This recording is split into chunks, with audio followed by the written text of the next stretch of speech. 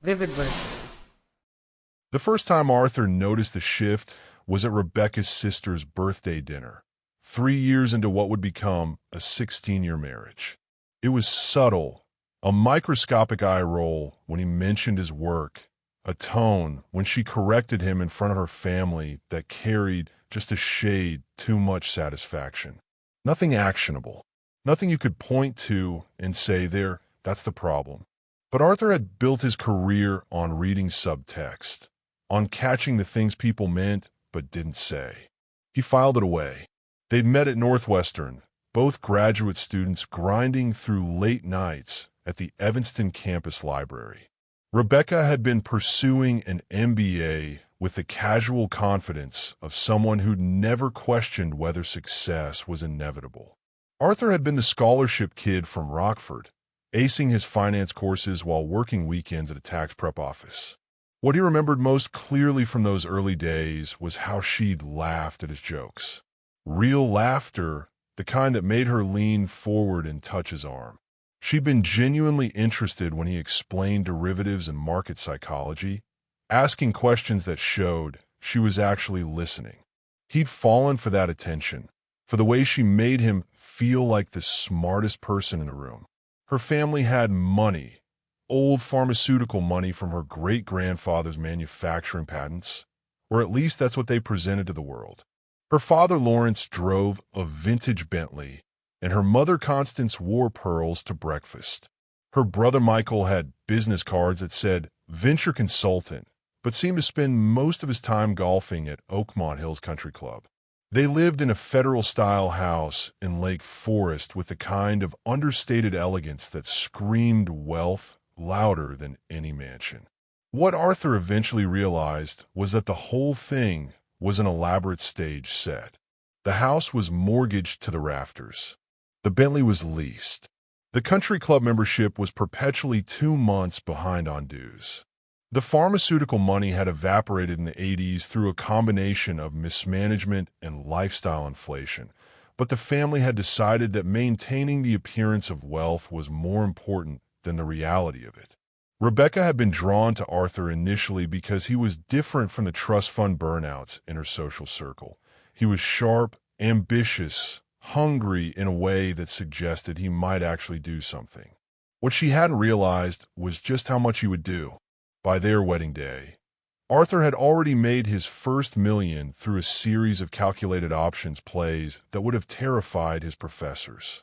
By their 5th anniversary, he turned that into $12 million through private equity deals that required equal parts mathematical precision and psychological warfare. By year 10, his personal fortune had crossed $50 million, diversified across real estate, tech holdings, and a portfolio of small businesses that generated passive income like a well-oiled machine. The irony was that Rebecca never noticed.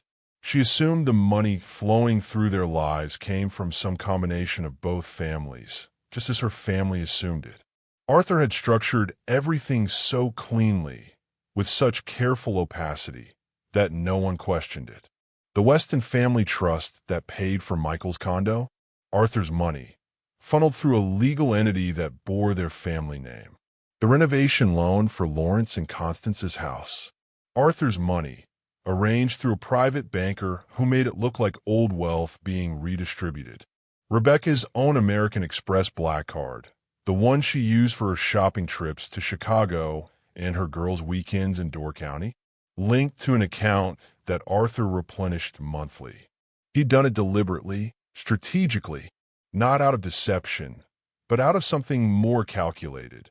He'd want to see who they really were. What kind of people they'd become when they thought money was simply there, a natural resource like air or water. The answer, he'd discovered over 13 years, was exactly the kind of people you'd expect. Lawrence had become more pompous, holding forth at dinner parties about economic policy despite having no understanding of basic market mechanics. Constance had developed a habit of name-dropping charities she supported without ever mentioning that her support consisted entirely of attending their fundraisers, not donating. Michael had evolved into a professional mooch, always working on some business venture that was perpetually 6 months from launch and perpetually requiring just a bit more capital. And Rebecca had become contemptuous. That was the word for it. Arthur decided, watching her across the table at Enzo's, a small Italian restaurant in Wilmette where they'd gone for their 13th anniversary. Contempt, not anger, not disappointment. Those would have suggested she still held expectations he might meet. Contempt was what you felt for something beneath consideration.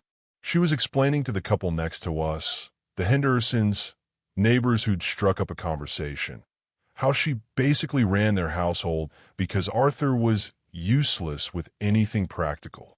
"He's brilliant with numbers," she said, her tone dripping with the kind of condescension you'd use to describe an idiot savant, but ask him to plan a vacation or organize a dinner party.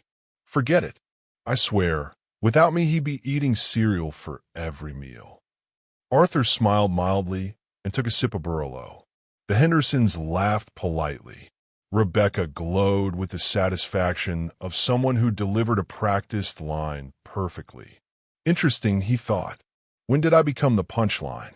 He could have pointed out that he'd planned their entire honeymoon to Portugal, researching restaurants and booking hotels with the same meticulous attention he applied to due diligence reports. He could have mentioned that he regularly cooked dinner when she was out with friends, proper meals, not cereal. But contradicting her would only prove her point in her mind, that he was difficult, that he couldn't take a joke, that he was somehow less than. So he said nothing, just made a mental note of another data point in a pattern that was becoming impossible to ignore. The accusation started small. A question about why he was home late. He'd been at the office, same as always. A comment about a female colleague's name that appeared too often in his emails, his assistant, who was 60 and grandmotherly. A frosty silence after a dinner party where he'd supposedly embarrassed her by talking too much about work. He'd answered direct questions from their host. Arthur recognized the pattern because he'd seen it play out in dozens of failing businesses.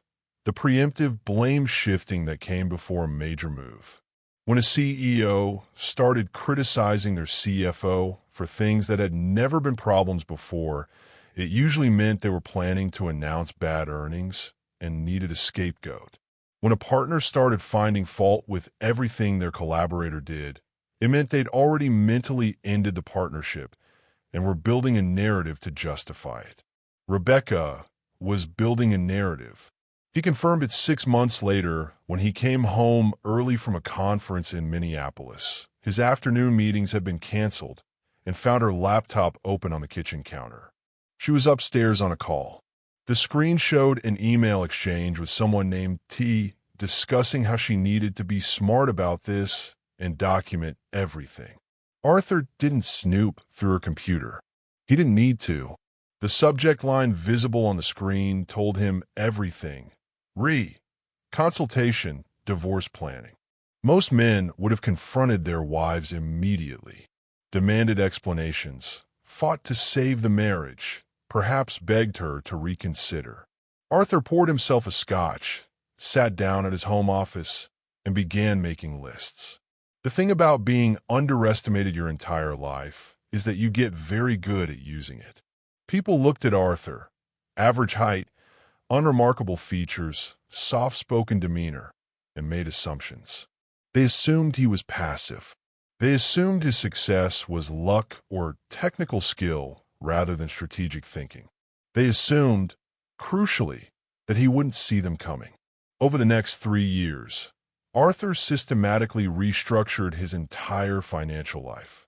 He started with the trust funds. The Weston Family Trust, which everyone believed was ancestral money, was actually just a pass-through entity he'd established with his own capital. It required minimal paperwork to convert it into the Weston Family Foundation, a charitable organization with a completely different legal structure.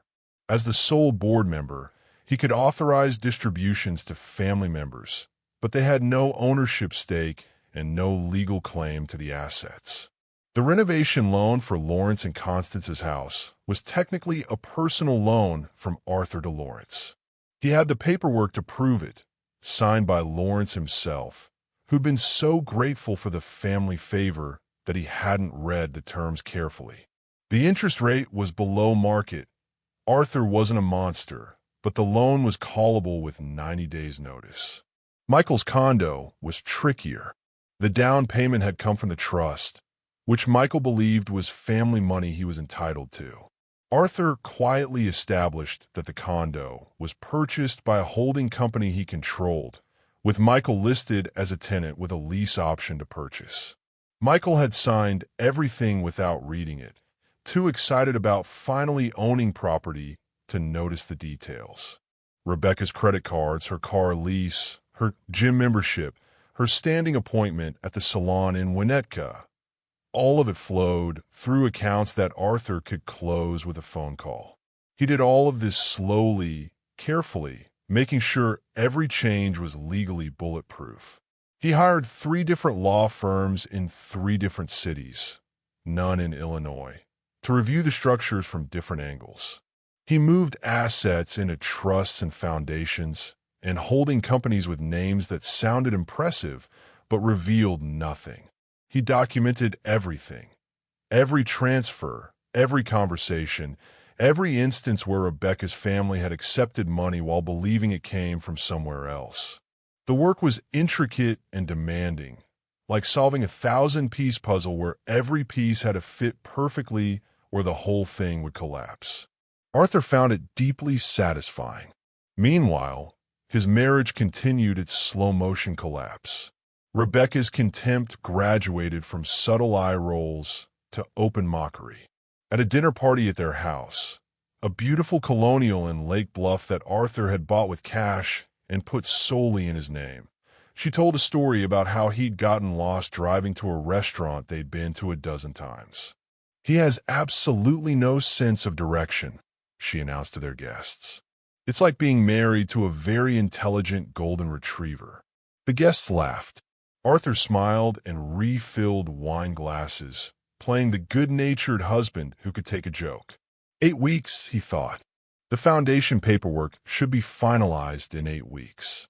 He'd stopped trying to defend himself somewhere around year 14. There was no point. Rebecca had decided who he was in her mind. The incompetent husband she'd outgrown, the boring numbers guy who couldn't keep up with her socially, the disappointment she was stuck with. No evidence to the contrary would change that narrative because she needed that narrative. She needed him to be the villain in her story so she could be the victim. The ironic part was that Arthur wasn't even angry. Anger required emotional investment, and he'd long since moved past that. What he felt was more like clinical interest, the way an entomologist might watch a particularly elaborate mating dance in an insect colony. Fascinating, predictable, ultimately meaningless. By year 15, Rebecca had stopped pretending to enjoy his company, even in private. They existed in the same house like polite strangers, communicating primarily through text messages about logistics. She spent most evenings out with friends or at her parents' house. He spent most evenings in his office, managing his portfolio and playing the long game. The accusations intensified. She was certain he was having an affair. No evidence, just absolute conviction born from her need to justify what she'd already decided to do. She went through his phone once while he was in the shower. He knew because she wasn't careful about covering her tracks, leaving apps open that she'd snooped through. He'd smiled at that. His phone contained nothing but work emails, calendar appointments, and text messages about picking up dry cleaning. His actual communication with his legal team happened through encrypted channels on a separate device she didn't know existed. Her friends started treating him differently too. Cool nods instead of warm greetings. Conversations that stopped when he entered a room.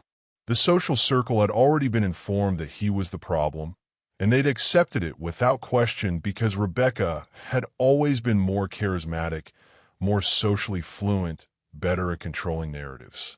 Arthur didn't try to win them over. They weren't his friends anyway. They were her friends, people he'd smiled at for over a decade, while contributing nothing of value to his life except increasingly uncomfortable small talk.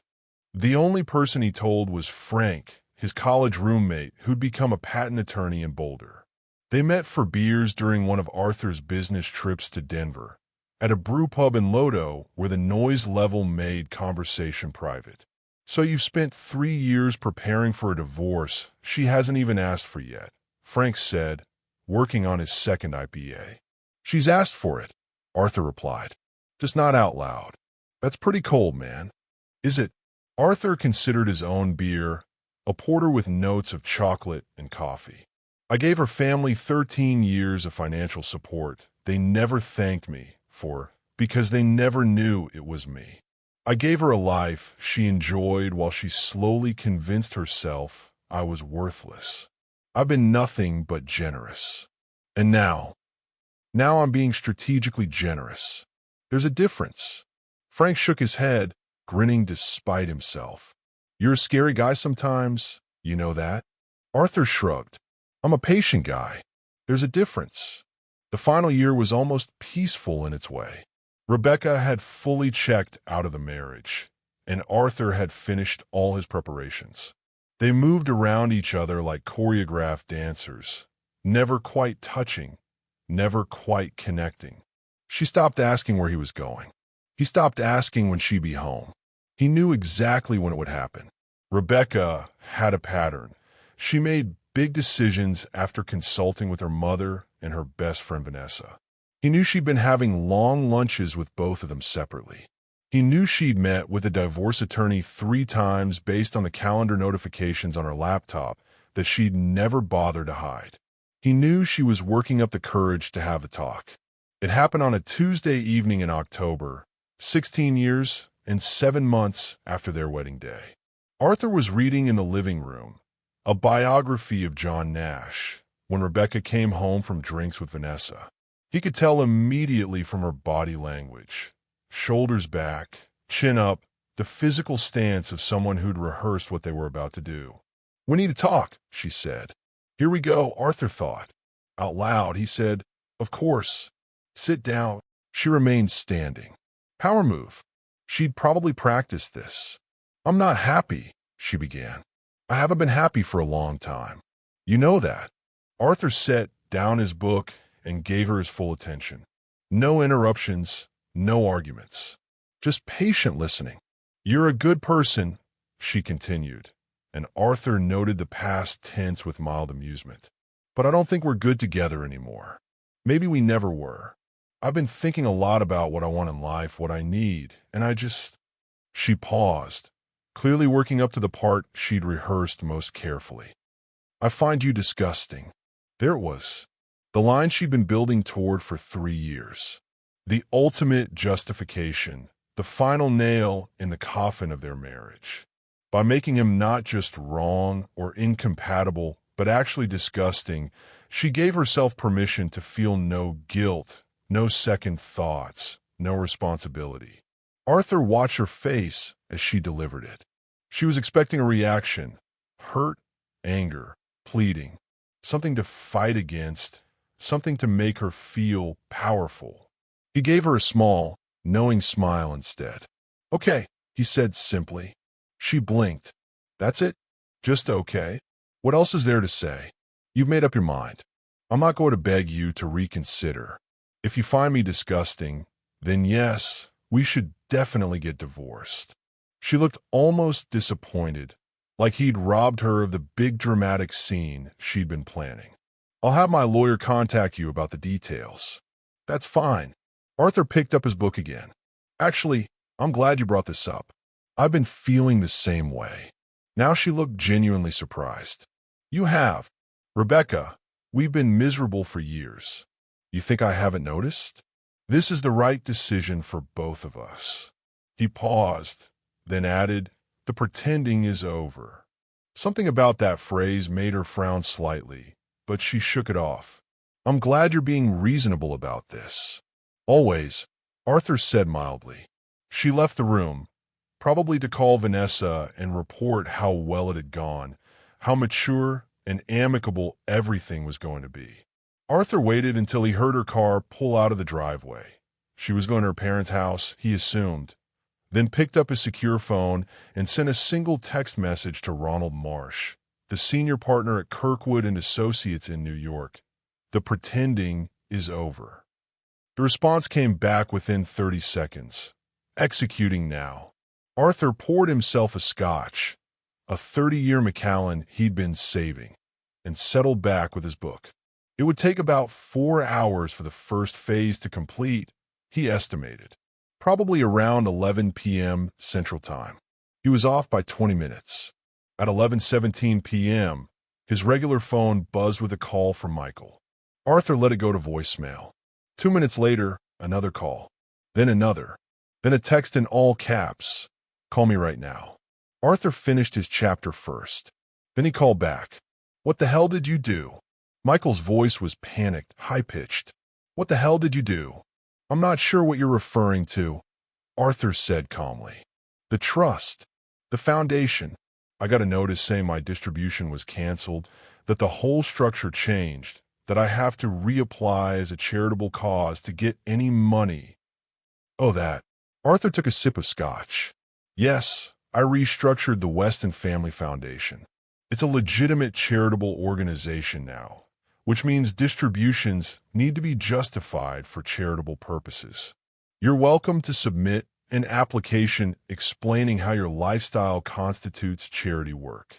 You can't do this. That's family money. Actually, Arthur said, his voice still perfectly calm, it's my money. It's always been my money. You just assumed it was family money because I set it up in a way that made it convenient for everyone to believe that. Silence. Then, what are you talking about? Michael, where did you think the money came from? Your family went broke in the 80s. Every dollar you've touched in the last 13 years came from me. The trust, the renovation loan for your parents' house, the down payment on your condo, all of it. Mine. He could practically hear Michael's brain working through the implications. But, Rebecca said, Rebecca believed what she wanted to believe. You all did. Arthur stood and walked to the window, looking out at the dark yard. I never lied. I just never corrected your assumptions. And now those assumptions are catching up with you. You son of a bitch. Rebecca is going to destroy you in the divorce. Arthur laughed, a genuine sound of amusement. With what leverage, Michael? The house is in my name alone. I bought it with cash. Her car is leased through a company I control. Her credit cards are tied to accounts I manage. She has no claim to the foundation, no claim to any of my assets. Illinois is an equitable distribution state. Sure, but there's nothing to distribute. Everything is either clearly mine from before the marriage or structured through entities she has no legal connection to. That's insane. No judge will let you get away with this. Actually, 3 different law firms have confirmed this is completely legal. I've been very careful, Michael. Very thorough. Your sister is welcome to fight in court, but she'll spend far more on legal fees than she'll ever recover. And in the meantime, Arthur paused for effect. How exactly are you planning to pay for your condo? The lease option expires in 90 days. Will you be exercising the purchase option, or should I begin looking for new tenants? The sound Michael made was somewhere between a gasp and a whimper. I'll let you go, Arthur said pleasantly. I'm sure you have a lot to discuss with your family. Do give Rebecca my best. He hung up before Michael could respond. The next call came 40 minutes later. Lawrence this time, trying to maintain his dignity through obvious panic. Arthur, I think there's been some kind of mistake with the loan paperwork. No mistake, Lawrence. I'm calling in the loan. You have 90 days to repay $400,000 plus accrued interest, as specified in the contract you signed. But that's impossible. I don't have that kind of money. Then I suggest you sell the house. It's worth about $700,000 in the current market. After you pay me back, you'll have enough left over for a nice condo somewhere. Schaumburg, maybe. Or Palatine. You're bluffing. You wouldn't do this to Constance and me. I'm absolutely doing it, Lawrence. You have 90 days. After that, I'll be forced to pursue legal collection, which will be significantly more expensive for everyone involved. Lawrence sputtered something about lawyers and family loyalty, but Arthur had already lost interest in the conversation. He said goodnight and hung up. Rebecca called at 7:43 a.m. the next morning. Arthur was making breakfast, eggs and toast, not cereal, when his phone lit up. He let it ring through to voicemail. She called again and again. Finally, he answered. "What did you do?" Her voice was ice. "I restructure my assets. Your family is understandably concerned about how this affects their financial arrangements." "Their financial arrangements?" "Arthur, they have nothing. You cut them off." "I know my voluntary support, yes. Voluntary being the key word. They were never entitled to my money. Rebecca, I gave it freely, and now I'm choosing not to. That's how gifts work. You can't do this." "I can, I did. It's done. You're punishing them because of our divorce." Arthur set down his spatula and gave the phone his full attention. "Rebecca, I want you to think very carefully about what you just said. You're upset that I'm no longer financially supporting your family. That suggests you understood, on some level, that I was supporting them, which means you knew the money came from me, not from some ancestral trust fund." I didn't." "You knew," Arthur said quietly. "Maybe not consciously, maybe you convinced yourself otherwise, but part of you always knew. And you still treated me like I was worthless. That's what I find fascinating. You're a monster. I'm a man who got tired of being taken for granted." He turned off the stove. "Your lawyer can contact my lawyer about the divorce proceedings. But I'll save everyone some time. There's no community property to divide. The house is mine. The cars are mine or leased through my companies. Your credit cards are linked to my accounts. You have your own salary from your job. She worked part-time in an art gallery, more for social purposes than income. And that's what you'll have going forward. I'll take you for everything in court." "You'll try," Arthur agreed. "And you'll lose, and you'll end up spending whatever money you do have on legal fees. Or you can accept the settlement I'm offering. A clean split, no alimony, no asset division, just a simple dissolution of marriage. You go your way, I go mine." "You planned this," she said, her voice trembling with rage. "You've been planning this for years." 3 years, Arthur confirmed. "Since I found your laptop open with emails about divorce planning.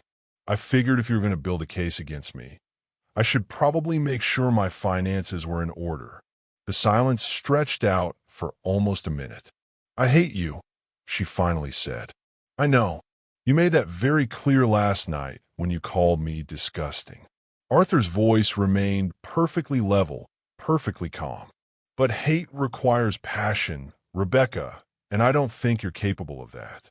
Not for me, anyway. You're just angry that someone you underestimated outsmarted you." She hung up. The next 2 weeks were a blur of increasingly desperate phone calls from various members of the Weston family. Constance tried the guilt approach. "How can you do this to family?"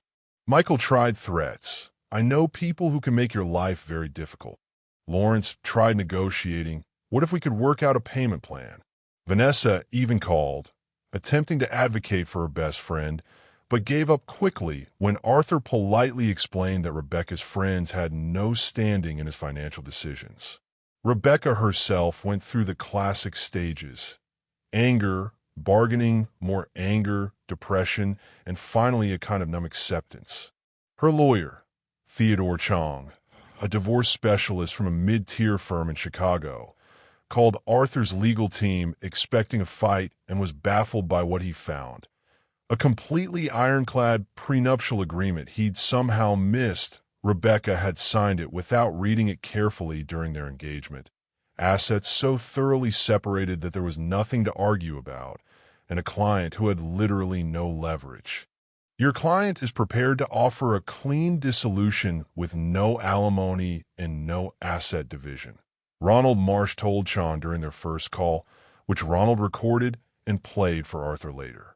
She keeps whatever is solely in her name. He keeps whatever is in his name. Very simple. That's absurd, Chang had replied. They were married for 16 years. Yes, and during that time Mr. Arthur maintained completely separate finances, as was his right under their prenuptial agreement in Illinois law. Unless you have evidence of commingled assets or hidden marital property, I'm not sure what you're planning to argue. The discovery process must have been devastating for Rebecca. Arthur imagined her sitting in Chang's office, going through financial documents, slowly realizing the scope of what had happened. The trust that wasn't a trust. The family money that wasn't family money. The generous husband who'd quietly built an empire while she'd convinced herself he was worthless. He almost felt sorry for her. Almost. The divorce was finalized on a gray morning in February, 4 months after Rebecca's disgusting speech. They met briefly at the courthouse. Illinois required it for final signatures, and Arthur saw her clearly for the first time in years. She looked smaller, somehow diminished. The confidence that had curdled into contempt had evaporated, leaving behind something raw and uncertain. "I never knew," she said quietly while they waited for the judge. "I really didn't know it was all you." Arthur believed her. People were very good at not knowing things they didn't want to know. "It doesn't matter now," he said. "My parents are selling their house. Michael's moving back in with them, to wherever they end up. Everything's falling apart. I'm sorry about that." And he was in a distant way. He hadn't set out to destroy her family. He'd set out to protect himself. That their house of cards had been built on his foundation wasn't his fault. "No, you're not." She looked at him with something that might have been respect or might have been horror. "You're not sorry at all. You planned all of this." "I planned to protect myself," Arthur corrected. "The rest was just consequences." The hearing took 11 minutes.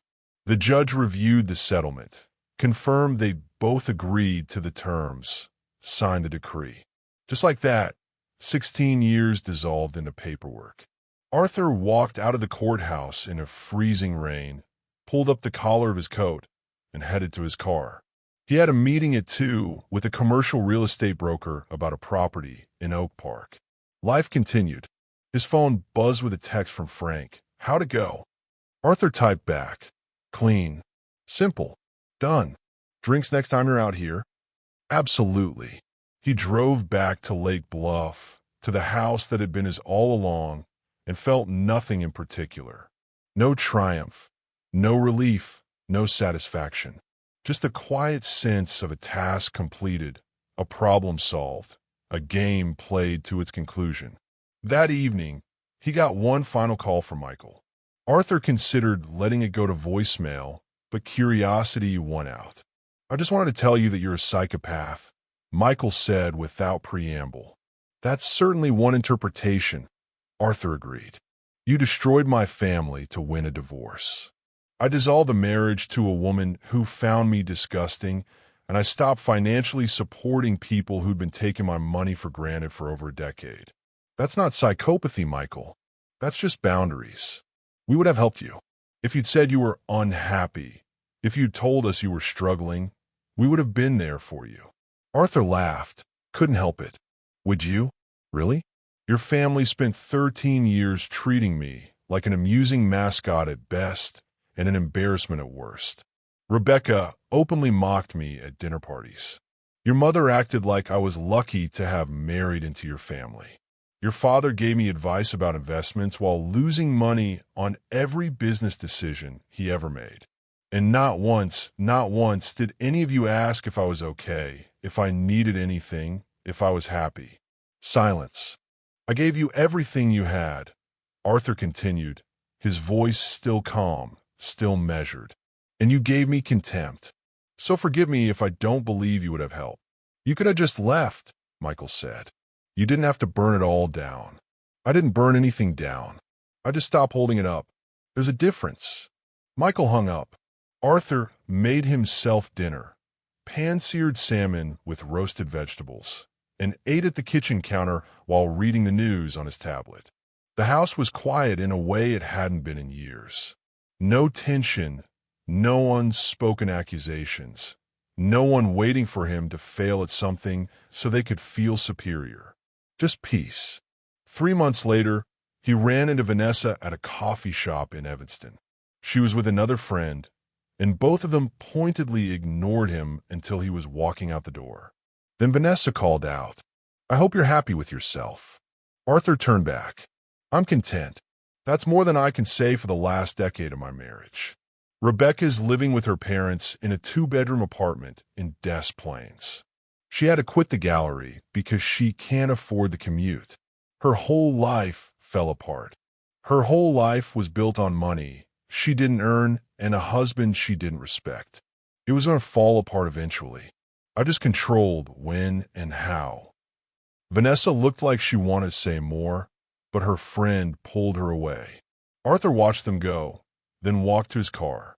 That night, he donated $1 million to a literacy foundation in Rockford, the city where he'd grown up. Anonymous contribution, no press release, no recognition. Just money going somewhere it would actually help people who needed it. The Weston Family Foundation continued to exist, funding scholarships for first-generation college students and grants for small businesses in underserved communities. Arthur reviewed applications himself, looking for people who reminded him of his younger self. Hungry, smart, underestimated. He never remarried, dated occasionally, but nothing serious.